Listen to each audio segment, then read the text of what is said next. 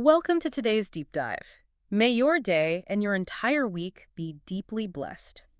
So, I want you to imagine something for a second. Imagine you are like the absolute top performer in your organization. You're loved by the public, you've basically executed every assignment flawlessly, and you've practically saved the company. Right, you're the absolute star player. Exactly. And your reward for all of that is that the CEO is now, well, actively trying to hunt you down and kill you. Which is, a pretty extreme performance review. Yeah, definitely not what you'd expect. So you're suddenly forced to just drop everything and run for your life. And that is exactly the desperate reality we're dropping into today. We're looking at the ancient warrior David in the first book of Samuel, chapter 20. Yes, and we're relying on some really incredibly detailed study notes and historical maps that kind of outline this exact narrative. And it really is a remarkably tense moment in history. David is fleeing from King Saul, right? Yeah. Saul has just grown intensely, lethally jealous of David's rising popularity and, his military success. So David seeks refuge in this place called Naioth in Ramah. And who does he go to for help? I mean, it's wild. Right. He goes to the king's own son, Jonathan. Which sets up like the ultimate conflict of interest. Our mission today is to really unpack how these historical figures navigated this incredibly toxic leadership dynamic. And how they forged what's arguably one of the most legendary alliances in recorded history. Yeah, and what strikes me right out of the gate is just the stark contrast in how David and Jonathan view reality at this precise moment. Oh, absolutely. It's a classic crisis of perception. Yeah. You basically have two people looking at the exact same leader and seeing completely different realities. Right. So David has just fled for his life, and he confronts Jonathan. He's exasperated, literally pleading with him, asking, what's my crime? What's my sin against your father that he's trying to take my life? And Jonathan's reaction is just absolute denial. I mean, he essentially tells David, no way, you're not going to die. My father doesn't do anything great or small without telling me. It's so relatable, though. Yeah, Jonathan is operating under a huge psychological blind spot. He assumes that his proximity to the king guarantees transparency. Yeah. But David understands the darker political reality. Because he's the one in the crosshairs. Exactly. So David patiently explains that Saul is deliberately hiding his murderous intent.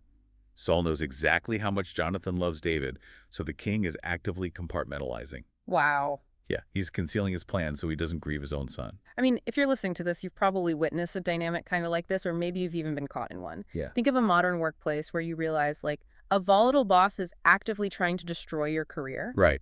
But that boss's loyal vice president, who happens to be your friend, maybe thinks everything is perfectly fine. They keep saying, oh, the boss wouldn't do that without looping me in. It's a very common corporate dynamic, actually. It really is. So it begs the question, is Jonathan just being hopelessly naive here? Or is Saul actually that skilled at masking his true intentions from his inner circle? I'd say it's a combination of both, actually. But primarily, it highlights David's razor-sharp situational awareness compared to, well, Jonathan's emotional bias. Because he loves his dad. Exactly. David recognizes that his growing reputation has incited this paranoid, lethal jealousy in Saul. Jonathan, on the other hand, is just blinded by his loyal love for his father. Yeah, it's hard to see the bad in people you love. It's incredibly difficult for any of us to accept that a parent or a deeply trusted leader is capable of extreme malice. We build these intense defense mechanisms to protect our image of them. Which is why David basically has to snap Jonathan out of that denial. He hits him with one of the most chilling lines in this entire narrative. Oh, it's a powerful statement. He says, as surely as the Lord lives and as you live, there is but a step between me and death. Just a single step. And that phrasing, it forces Jonathan out of the theoretical and into the visceral reality of the threat. It makes him realize they can't just sit around debating Saul's character anymore. But Jonathan still needs concrete proof, right? Like, he's not quite ready to entirely abandon his worldview without hard evidence. Right, he needs to see it for himself. So they shift from arguing about the threat to formulating a plan to test it. And it's basically this espionage-level strategy centered around a major cultural event. Exactly. They construct a high-stakes stress test designed to basically force Saul's hand. The plan revolves around the New Moon Festival. Which was a pretty big deal back then. Oh, huge. To give some context, in ancient Israelite culture, the sighting of the new moon marked the beginning of the lunar month. This wasn't just like a casual dinner party. Right. It was a major state celebration involving trumpet blasts, sacred family feasts, and crucially, mandatory attendance at the royal table. So David is fully expected to be sitting right there at the dinner table with the king. But instead of showing up, the plan is for him to go hide in a field until the third evening. And Jonathan is tasked with providing the cover story. Right. If Saul asks where David is, Jonathan is supposed to say David begged to run down to Bethlehem for an annual family sacrifice. The metric for the test is actually pretty simple. Yep. If Saul says good, David is safe. If Saul erupts in anger, it proves he intends evil. The underlying logic of this test is brilliant, because it perfectly targets Saul's expectations of control.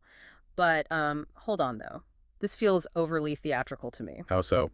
Well, if David genuinely believes there's only one step between him and death, why run this elaborate stress test at all? Why not just pack up and flee into the night? Why play games with a guy who actively wants to kill you? That is a very logical question, but we really have to look at the political and cultural stakes here. Missing a royal sacred feast without permission wasn't just rude. It was worse than that. Oh yeah, it was a massive breach of protocol. It was essentially a direct insult to the crown. If David just bolted into the wilderness based only on a suspicion, he'd officially become a traitor and a fugitive overnight. Oh, wow. I didn't think about that. Yeah, he'd be throwing away his military position, his standing in society, and, well, his relationship with Jonathan. Okay, so he needs undeniable justification before crossing that point of no return. Precisely. This stress test was designed specifically to strip away Saul's facade. It forces the king into a public setting where he has to show his true hand to Jonathan. And simultaneously, it gives David a multi-day head start hiding out in the field in case things go catastrophically wrong. Exactly. It's a very calculated risk. That makes total sense. So the trap is set, and that takes us straight to the actual dinner table at the palace. The way the scene is described in these study notes is just incredibly cinematic. It really is. We get these very specific seating arrangements. Yeah. Saul sits in his usual place by the wall, and Abner, who is the commander of the army, sits beside him. And David's seat is conspicuously empty. And those physical details aren't just background dressing. They're incredibly revealing about Saul's psychological state. The detail about Saul sitting with his back against the wall immediately caught my attention. It's pure mob boss mentality. Oh, totally. Like, think about the classic movie trope. The mafia boss goes to a restaurant and always demands the very back booth back to the wall so absolutely no one can sneak up behind him. It just reeks of paranoia. That's a highly accurate comparison. Saul is entirely obsessed with security. His internal grip on the throne feels incredibly fragile to him right now. So he's essentially physically positioning himself in the room to avoid assassination. Yes. Now, on the first day of the feast, Saul actually says nothing about David's empty seat. He rationalizes it internally. He assumes David must be ceremonially unclean. What does that actually mean in this context? Well, in that culture, coming into contact with a dead body, or even various other daily occurrences, would temporarily disqualify you from participating in a sacred meal. Oh, okay. You'd have to undergo a purification ritual first. So Saul assumes there's just a technicality keeping David away. So he's looking for a normal explanation, but by day 2, the seat is still empty. And that purification excuse just doesn't hold water anymore. Right, the timeline doesn't work. So Saul can't hold it in. He demands to know where David is. But what's fascinating is he doesn't even use David's name. He asks Jonathan, why hasn't the son of Jesse come to the meal? The psychology behind that phrasing, the son of Jesse, is really heavy. It reveals Saul's utter contempt. It sounds so dismissive. It is. This is a classic tactic of a threatened leader. By refusing to use David's name, and instead referring to him by his father's name, Saul is attempting a psychological demotion. Wow, okay. He's trying to diminish David's status, basically reducing him from a renowned military commander and a national hero back to a mere shepherd boy from a rural, insignificant family. It's a calculated tactic to dehumanize a perceived rival.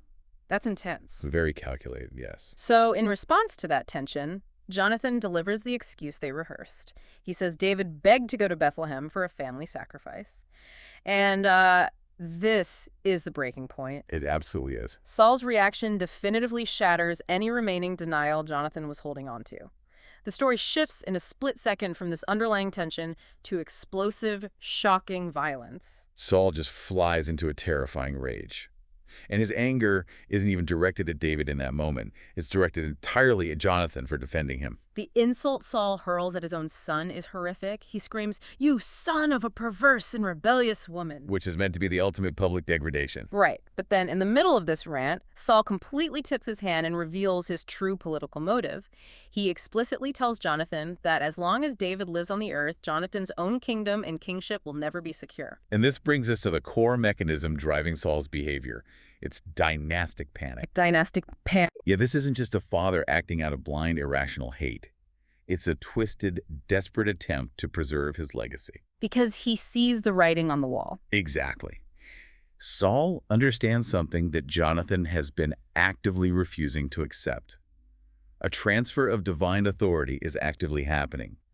The royal line is shifting away from Saul's family, and Saul knows it. But here's where the dark irony of the situation is just staggering.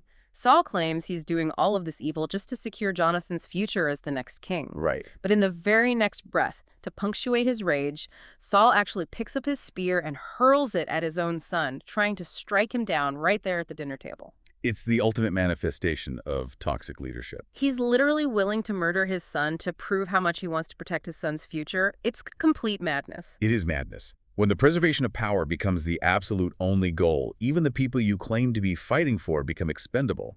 Saul's logic has completely collapsed under the weight of his paranoia. And that spear throw is the undeniable proof Jonathan needed. The illusion is totally gone. Gone in an instant. Jonathan gets up from the table in fierce anger. He refuses to eat. He's fasting and grieving. And the text makes it really clear he isn't grieving for himself or the near miss with the spear. Right. He's grieving because his father had so deeply shamed David. So because Saul has now proven his lethal intent beyond any shadow of a doubt, the narrative urgently returns to the field where David has been hiding for 3 days. It's time to execute the secret communication protocol they set up. And this is where ancient tradecraft comes into play. It's a masterful sequence of operational security. So Jonathan goes out to the field, and he takes a young boy with him to carry his weapons. He shoots 3 arrows toward a specific target near a landmark called the Stone of Ezel, which translates roughly to the rock mound. Yeah, that's right. And here's how the code works. Jonathan yells out to the boy, loudly enough for David to overhear from his hiding spot. He shouts, "Is not the arrow beyond you? Hurry, make haste, do not stay." And the boy runs, gathers the arrows, and brings them back, completely unaware that he just facilitated his secret message. It's so smart. We really have to emphasize the necessity of this indirect communication, though. Oh, definitely. You have to remember the environment they were operating in. The king's spies and watchers were likely everywhere. Palace intrigue means you're always being watched. So Jonathan couldn't just walk out into the field and start shouting for David to come out. Exactly. That would have compromised everything. It's remarkably similar to modern-day steganography, actually, or hiding encrypted data in plain sight. It's a brilliant mechanism. Steganography. I like that comparison. Yeah. Think about how a computer might hide a secret text file inside the code of a completely normal-looking JPEG image. To anyone watching from the palace walls, or even to the boy himself, they're just practicing archery. The surface action is completely innocent. Right. But the hidden payload is, the king wants to kill you, run immediately. The boy is basically just an unwitting router passing the data along. That's a perfect way to conceptualize it. This method allowed Jonathan to fulfill his promise to warn David even if they couldn't safely speak face to face. It was a robust contingency plan designed for the absolute worst-case scenario. But then, something unexpected happens. After Jonathan gives his weapons to the boy and sends him back to the city, the coast is actually clear. Yeah, they do get a brief, unexpected window to see each other. And it leads to this profound, heartbreaking final encounter before David becomes a permanent fugitive. As soon as the boy is gone, David rises from his hiding place on the south side of the stone. And notice his physical posture here. The text notes that he bows 3 times with his face to the ground. Which is a huge deal. It is a profound display of respect. Even in the midst of running for his life from the royal family, David is acknowledging Jonathan not just as a friend, but honoring his royal authority. The emotion of the scene is just intense. They come together, they kiss each other, and they weep together. The sources point out that David wept the most, likely because he's the one losing everything, right?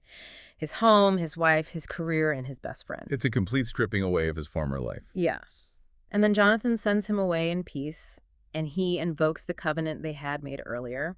He says, "The Lord shall be between me and you, and between my offspring and your offspring forever. We really need to pause and examine the mechanics of this covenant because it's central to understanding both of these men. I really want to dig into that, actually, because earlier in the chapter, when they initially make this pact, Jonathan makes David swear to show steadfast love to his family forever, especially when God cuts off all of David's enemies from the face of the earth. Yes. But Jonathan is the prince. Why is he asking the guy hiding in the dirt to protect his family?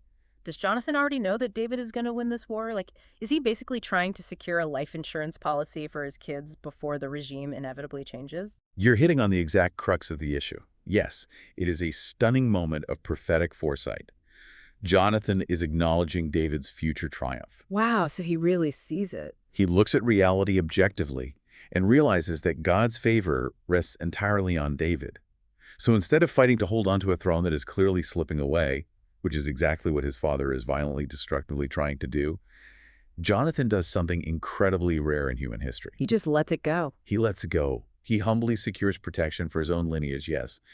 But by asking for this covenant, Jonathan is effectively surrendering his own claim to the throne. That's amazing. He is abdicating his future out of love for his friend and out of a deep spiritual obedience to what he knows is right. He willingly steps aside when he had every cultural right to fight for his position. And the historical maps provided in our sources show just how desperate things get for David immediately after this goodbye. The flight is intense. It really is. He goes from Ramah, fleeing through Nob, down to Gath, which is deep in enemy Philistine territory, back into the cave of Adullam, over to Keilah, and deep into the harsh wilderness of Ziph and Man. He literally spends years running. Sleeping in caves, constantly looking over his shoulder, all because of Saul's unrelenting jealousy. Yet he survives those brutal years in the wilderness, largely because of the emotional and spiritual fortification he received in this final meeting. It kept him going. Exactly. Yeah. That covenant with Jonathan anchored him when he had absolutely nothing else. It's an incredible historical account that resonates so deeply even now. And, bringing it back to you, the listener, whether you're navigating corporate politics, family drama, or just figuring out who to trust, this deep dive really illuminates the profound value of the company we keep. It absolutely does. It shows us the absolute necessity of surrounding yourself with people whose loyalty is tied to truth and character, not just proximity to power. I mean, Jonathan had every earthly, financial, and political reason to side with his father, the king, but he chose truth. And we see that navigating those toxic environments sometimes requires both deep practical wisdom, like that brilliant arrow code we talked about, and true, steadfast allies who will tell you the truth even when it costs them. The contrast here really is a masterclass in human nature. Saul's paranoia drives him to isolation and violence, while Jonathan's open-handed loyalty secures a legacy that lasts generations. It's a powerful lesson. It really is. So we want to leave you with a final thought to chew on today, something that builds on this historical text.